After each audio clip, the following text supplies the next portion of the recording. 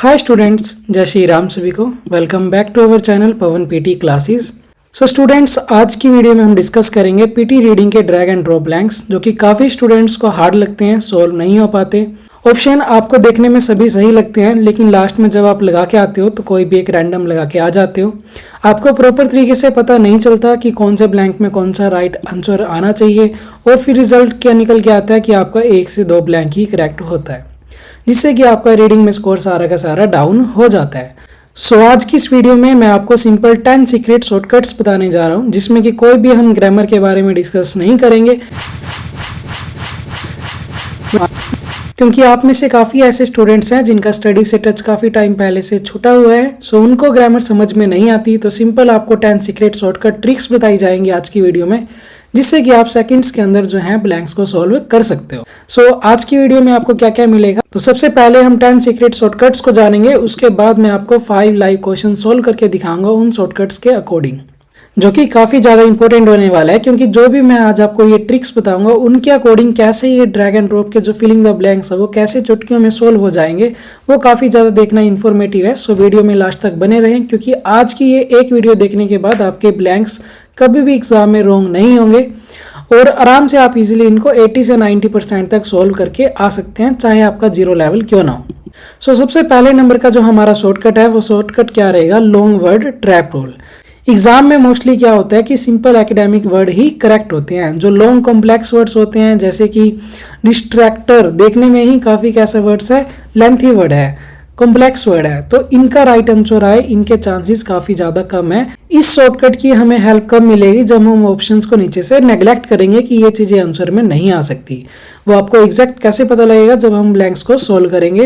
Example लेके चलते हैं, ऑप्शंस लेके चलते हैं। हमारे पास है फैसिलिटेट, इनेबल, ऑपरेशनलाइज और मैक्सिमाइज, यानी कि काफ़ी ज़्यादा कॉम्प्लेक्स वर्ड कौन सा निकल के आ रहा है हमारे पास, ऑपरेशनलाइज। तो ये राइट आंसर आए किसी ना किसी ब्लैंक में, ये काफ़ी ज़्यादा चांसेस जो हैं यहाँ से अभी कम हो जाते हैं। तो इस तरीके से हम ऑप्शंस को नेग्लेक्ट इजिली कर सकते हैं। जो सेकंड नंबर की हमारी ट्रिक रहेगी वो कौन सी रहेगी, ऑप्शन ग्रुपिंग।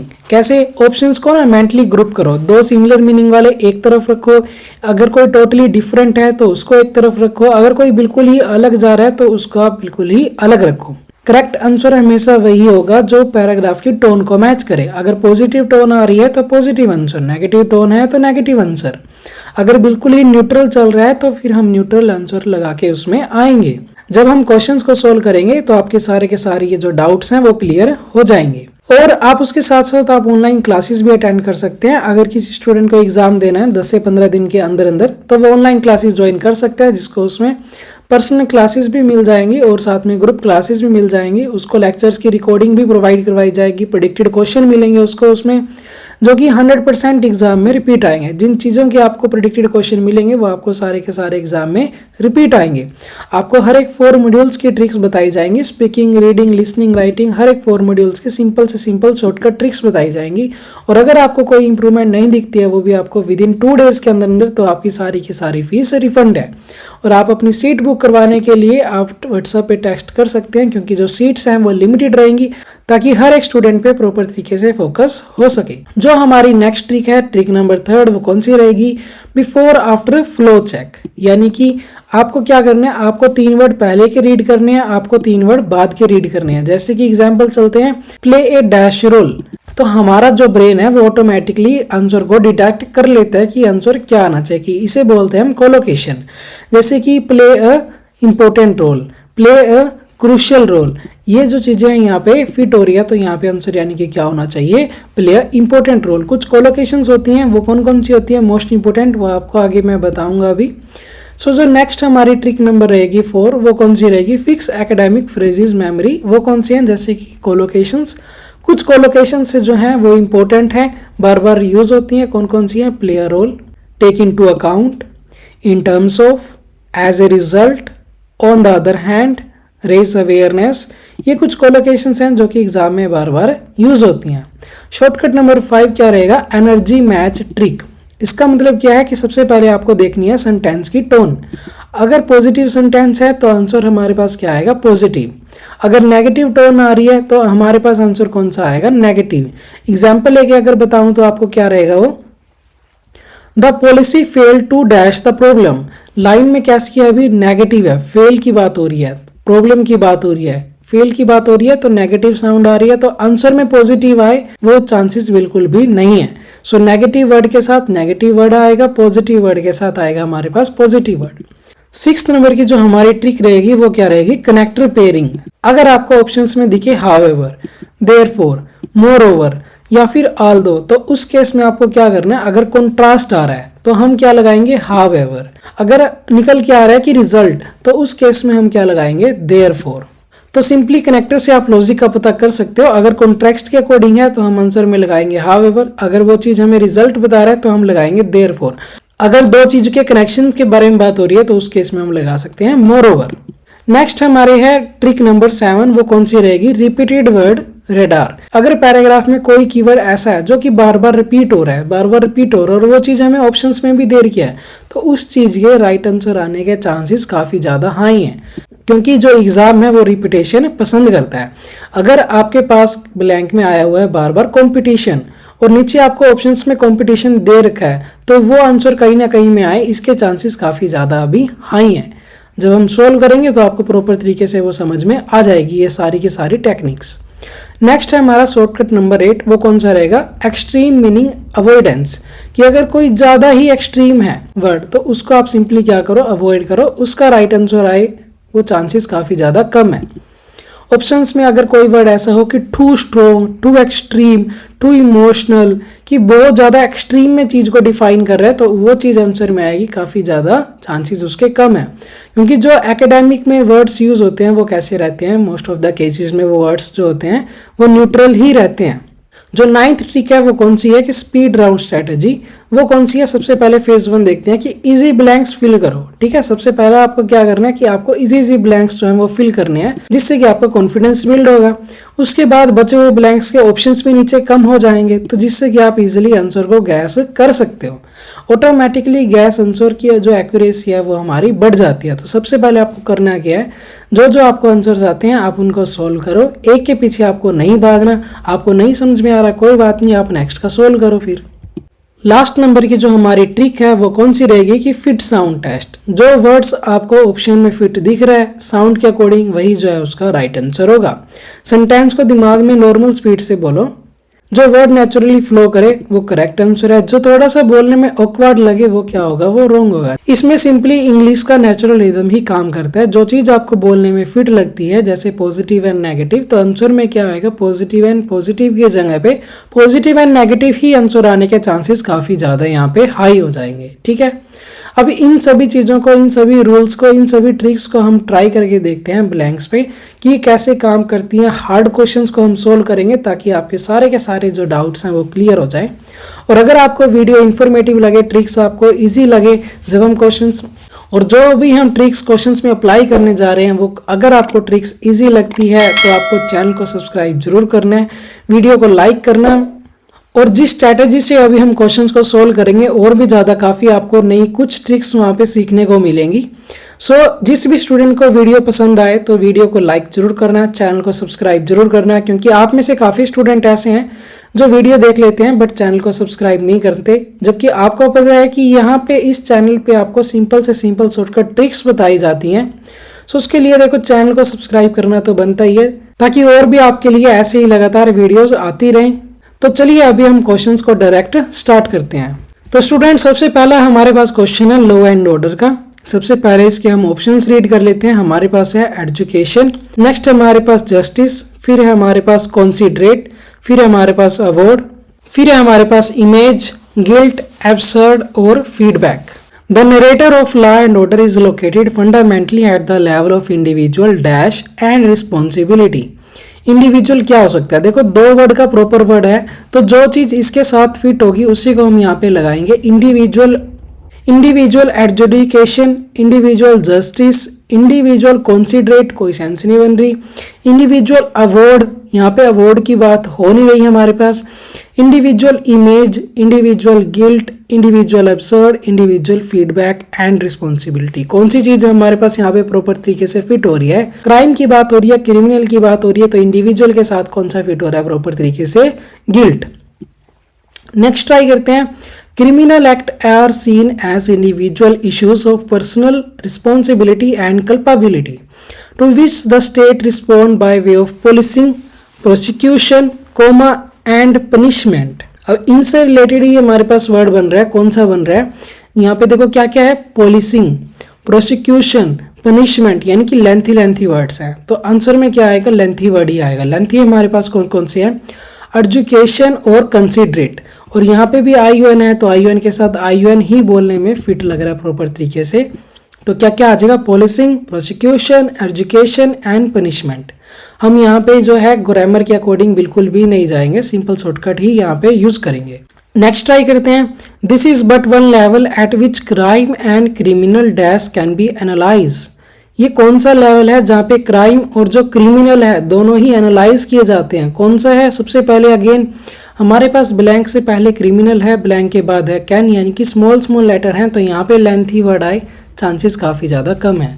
स्मॉल कौन कौन से बने हमारे पास, एब्सर्ड, इमेज, अवॉर्ड और जस्टिस। और जहाँ पे क्राइम और क्रिमिनल दोनों ही एनालाइज किए जाते हैं वो कौन सा प्लेस है, जस्टिस। नेक्स्ट है हमारे पास, देखो यहाँ पे क्या बात हुई थी, रिस्पॉन्सिबिलिटी, गिल्ट, रिस्पॉन्सिबिलिटी, गिल्ट। और अगर मैंने कहा था कि कॉन्टेक्स्ट में अगर कोई चीज़ दे रखी है और नीचे ऑप्शंस में वो चीज़ दे रखी है तो उसका राइट आंसर हो काफ़ी ज़्यादा चांसेस हाई हैं। हमारे पास यहाँ पे जस्टिस की भी दे रखा था और जस्टिस भी यहाँ पे आ गया। तो यहाँ पे गिल्ट भी दे रखा था, रिस्पॉन्सिबिलिटी के साथ ही दे रखा था, तो रिस्पॉन्सिबिलिटी यहाँ पे दे रखा है, गिल्ट भी यहाँ पे आंसर में आ गया। सो यहाँ पे अभी क्या आएगा हमारे पास, सबसे पहले क्या है, to take but one instance it would be dash to strict analysis of obesity. सबसे पहले आगे पीछे के वर्ड्स कौन से हैं, स्मॉल हैं। कौन कौन से हैं, बी है, टू है, तो राइट आंसर में क्या आएगा हमारे पास, स्मॉल ही आएगा। स्मॉल हमारे पास बनते हैं कौन कौन से, अगर आप मेजोरिटी वाली यहाँ पे ट्रिक लगाते हो, कौन सी मेजोरिटी वाली, कि अगर आगे और पीछे से वर्ड्स को मैच करो। कौन कौन से दो वर्ड बने, अवॉर्ड और अबसर्ड, AD और A और D। तो इन दोनों में से एक आंसर आए, इसके भी काफ़ी ज़्यादा चांसेस हैं। और अगर ऐसे आपको सिमिलर वाले 3 मिल जाते हैं तो उन 3 में से हम लगा के आएंगे 2 आंसर। अगर 4 मिलते हैं तो 4 में से हम लगा के आएंगे 2 आंसर। सो यहाँ पे अवॉर्ड और अबसर्ड है, अवॉर्ड की यहाँ पे पूरे उसमें कोई भी बात नहीं हो रही है। सो राइट आंसर क्या होगा फिर हमारे पास, अबसर्ड। ऐसा नहीं है कि ये जो सारी जो मैंने आपको ट्रिक्स अभी बताई हैं इसमें नहीं, और ये इसी ब्लैंक में काम करेगी। कोई और क्वेश्चन ट्राई करके देखते हैं, उसमें देखते हैं कि कितने हमारे जो ब्लैंक्स हैं वो करेक्ट होते हैं। सो एक और ये हार्ड क्वेश्चन है, चाइल्ड केयर। हमारे पास इसमें ऑप्शन है from, except, although, through, call, at, against और एंटर। आल्दो की बात हमने स्टार्टिंग में भी की थी जब मैंने आपको ट्रिक्स बताई थी। कनेक्टर है ये, और कनेक्टर ये आता कब है, फुल स्टॉप, कॉमा, एंड के बाद जो है हमारे पास आल्दो आ जाता है। और कहाँ पे आती है इसकी पोजीशन, ये रहता है हमारे पास स्टार्टिंग में।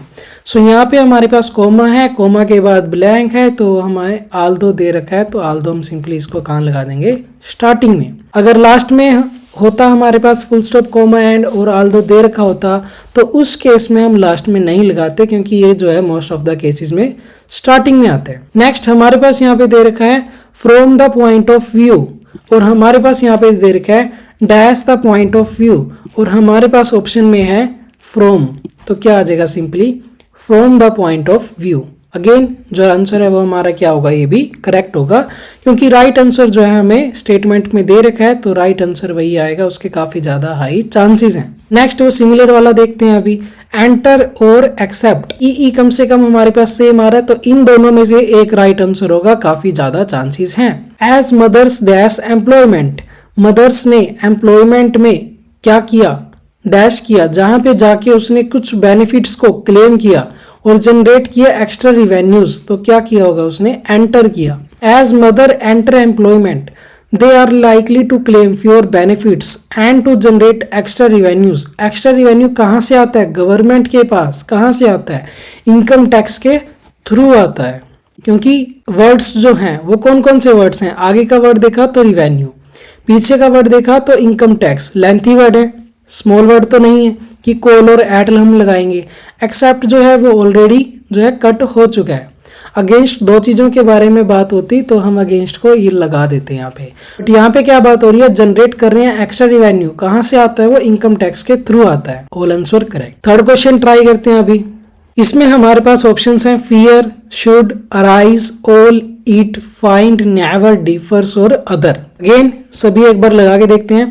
What is a country and how is a country defined? When people ask how many countries there are in the world, they accept a simple answer. After dash, we have explored the whole planet. एक बार क्या है हमारे पास, आगे का word भी small है, पीछे का वर्ड भी स्मॉल है, सो राइट आंसर कौन सा आएगा? स्मॉल ही आएगा। लेंथी वर्ड आए काफी ज्यादा चांसेस उसके कम है। स्मॉल हमारे पास कौन कौन से हैं? फाइंड है, इट है, ऑल है, जो काफी ज्यादा स्मॉल है। तो एक बार लगा के देखते हैं। आफ्टर फाइंड नहीं बन रहा, आफ्टर इट नहीं बन रहा, आफ्टर ऑल बन रहा है। आफ्टर ऑल ये क्या होगी हमारे पास? कोलोकेशन होगी। After all we have explored the whole planet. We have international travel, satellite navigation and plenty of global organizations like the United Nations. So we dash really know. So we dash really know कि इसलिए हमें पता होना चाहिए how many countries there are, कि कितनी countries यहाँ हैं।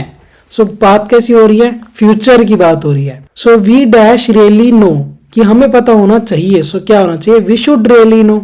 However, the answer to the question varies according to whom you ask. Depend करता है कि आप किस पे क्वेश्चन ये पूछ रहे हैं, उसके अकॉर्डिंग इसका आंसर वेरी करेगा। Most people say there are 192 countries, but other points out that there could be more like 260 of them. So why is not there a straightforward answer?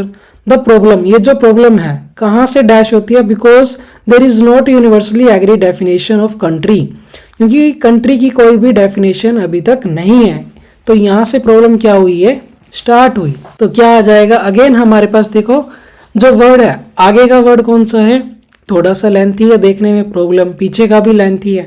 सो इनमें से अगर बड़े बड़े वर्ड्स देखें तो कौन कौन से बनते हैं? फियर, अराइजेस, डिफर्स, यही बनते हैं। अदर्स हो गया। तो इनके जो है एक और चीज लगाते हैं अब यहाँ पे, सिमिलर वाली। कौन सी? अराइज और डिफर्स, दोनों में पीछे क्या है? एस है। तो दोनों में से कौन सा आएगा? एक आएगा। कोई भी आ सकता है बट एक जरूर आएगा। सो प्रॉब्लम क्या हुई? ये प्रॉब्लम जो है यहाँ से अराइज होती है कि कोई भी एक यूनिवर्सल स्टेटमेंट नहीं है कंट्री की, जिससे कि हमें एग्जैक्ट पता लग जाए कि कितनी कंट्रीज टोटल हैं। Because for political reason some countries dash करती हैं। इट कन्वीनियंट टू रिकॉग्नाइज और नॉट रिकॉग्नाइज डैश कंट्रीज। यहाँ पे क्या है? सम कंट्रीज, और यहाँ पे क्या है? Dash countries. यहाँ पे लगा हुआ सम, यहाँ पे सम के साथ कौन सा जो है यहाँ पे प्रॉपर तरीके से फिट हो रहा है कि कुछ कंट्रीज तो रिकॉग्नाइज कर पा रही हैं और कुछ नहीं कर पा रही, तो उसके अकॉर्डिंग क्या आ जाएगा? Other countries. सो यहाँ पे आंसर हमारे पास क्या आना चाहिए? अगर एफ वाले देखें अभी, तो एफ वाले कितने हैं? 2 हैं, फियर और फाइंड। तो दोनों में से एक आएगा, जैसे कि डिफर्स और अराइजेस में से एक आ गया। सो यहाँ पे आंसर क्या आ जाएगा? सम कंट्रीज फाइंड इट, क्योंकि वो रिकॉग्नाइज कर रही है, लाइन पॉजिटिव है, और हम नेगेटिव आंसर लगाएं सेंस हमारी नहीं बनती है। सो अगेन हमारे जो आंसर्स हैं वो क्या हो गए? सारे के सारे करेक्ट हो गए। सो अगर आपको वीडियो इन्फॉर्मेटिव लग रही है और ये सारे की सारी ट्रिक्स आपको समझ में आ रही हैं, तो अगेन मैं आपको एक ही रिक्वेस्ट करता हूँ कि चैनल को सब्सक्राइब करें, वीडियो को लाइक करें और कमेंट करके बताएं कि कौन सी ट्रिक आपको समझ में और आपको जो आगे आने वाली वीडियोस चाहिए वे कौन से टॉपिक पे चाहिए, स्पीकिंग पे चाहिए, राइटिंग पे चाहिए, रीडिंग पे चाहिए या फिर लिसनिंग में चाहिए। एक और क्वेश्चन ट्राई करके देखते हैं। अभी 2 क्वेश्चंस और हम ट्राई करके देखेंगे, जिससे कि आपको और ज्यादा सीखने को मिलेगा।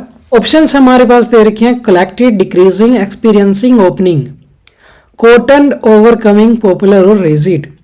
अगेन हम सबसे पहले देखो आईएनजी वाले देखते हैं। आईएनजी वाले हमारे पास कितने हैं यहाँ पे? डिक्रीजिंग, एक्सपीरियंसिंग, ओपनिंग और ओवरकमिंग। टोटल कितने हो गए? 4 में से कितने आएंगे? 2। ठीक है। और ईडी वाले कितने हैं? कोटन और कलेक्टेड 2 हैं। 2 में से कितने आएंगे? 1 आएगा। सबसे पहले फर्स्ट वाला करते हैं।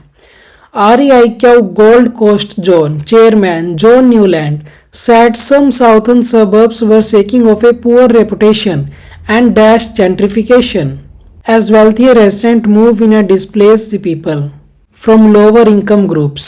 देखो 2 वर्ड का यहाँ पे क्या है प्रॉपर मीनिंग बनेगा कि डैश जेंट्रिफिकेशन, और 2 वर्ड को कंबाइन करने के लिए हम कौन कौन से वर्ड्स का मोस्टली यूज करते हैं? AL, ED, UL, LY और ING का।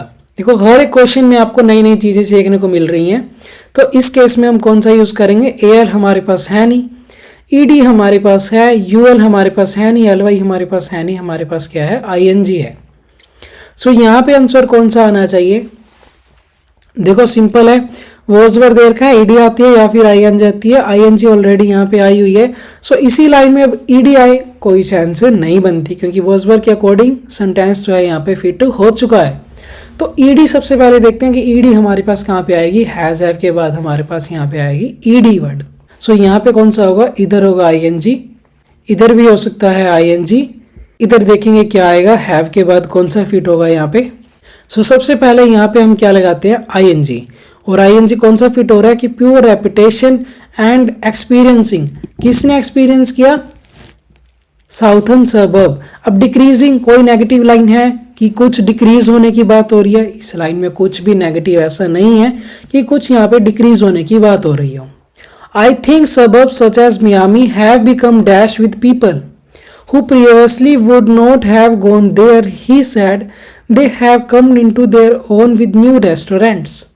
Have become dash, तो मियामी have become dash है, जो मियामी है वो क्या है, वो डैश है।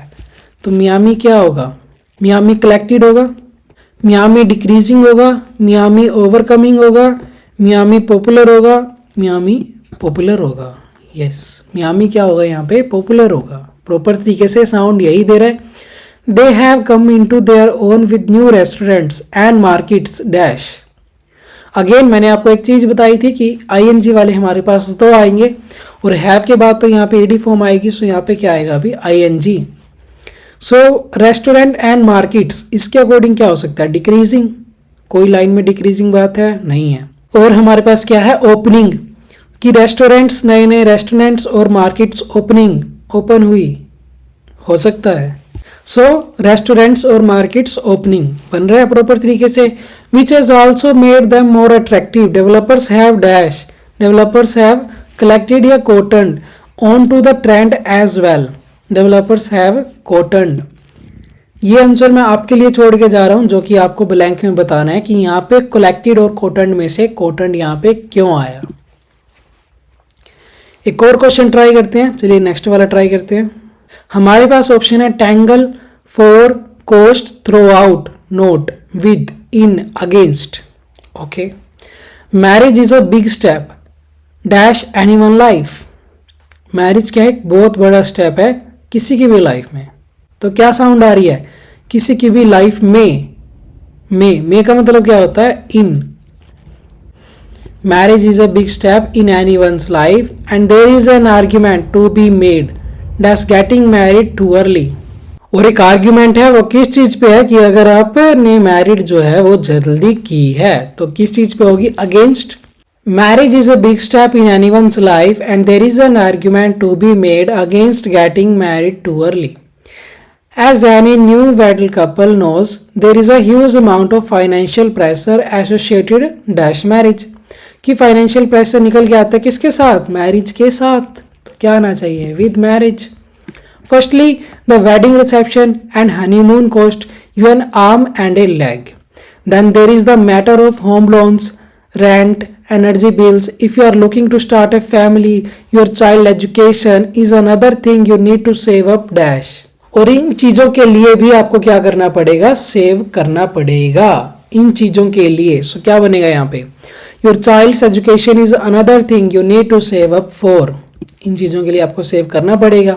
Teenager should probably find a proper job before deciding to tie the. Tie किसको करेंगे, नोट को. टाई किसको करते हैं, सिंपली नोट को. कॉस्ट की कोई यहाँ पे बात हो नहीं रही. अगेन देखो हमारे पास नोट है और कॉस्ट है, दोनों में पीछे क्या है, टी है. दोनों ही क्या है, दोनों स्मॉल है, तो दोनों में से एक आ गया. आंसर चेक करते हैं, सारे के सारे आंसर करेक्ट है. सो आगे नेक्स्ट वीडियो आपको कौन सी टॉपिक पे चाहिए उसके लिए आप कमेंट जरूर करें. सो फिर मिलते हैं किसी अनदर वीडियो के साथ. तो तब तक के लिए जय श्री राम सभी को.